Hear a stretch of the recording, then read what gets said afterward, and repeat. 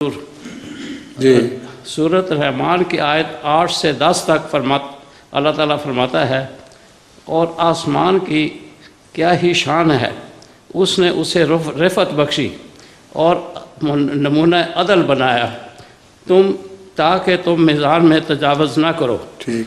میرا سوال یہ ہے کہ آسمان کی کیا شان ہے، اس سے کیا مراد ہے؟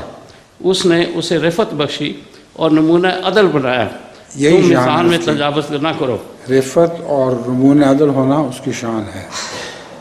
اور نمونہ عدل کی بات یہ ہے کہ جتنی مساوات کائنات میں ہے،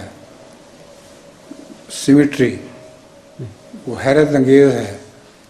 یہاں تک کہ بعض بڑے سے بڑے سائنسدان، مثلا آئنسٹائن نے پہلے اس کا ذکر کر کے تو خدا کی ہستی پر اپنا ایمان بیان کیا ایک دفعہ، بعد میں وہ پھر مکر بھی گیا تھا، لیکن یہ تو میں نے پڑھا ہے اس کا خود۔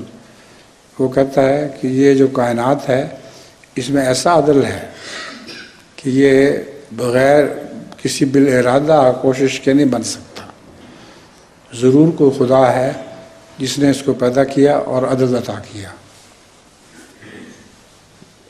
حضور آسمان کو نظام عدل کے لیے کس طرح بطور نمونہ پیش کیا ہے؟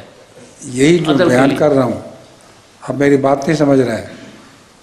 نظام عدل، اس میں ہر چیز مساوی ہے اور ہر چیز کا تعلق دوسری سے عدل کا تعلق ہے، تو اگر اس کو پکڑا جائے تو انسان بھی اپنے معاملات میں اسی طرح کا عدل پھیلا سکتا ہے۔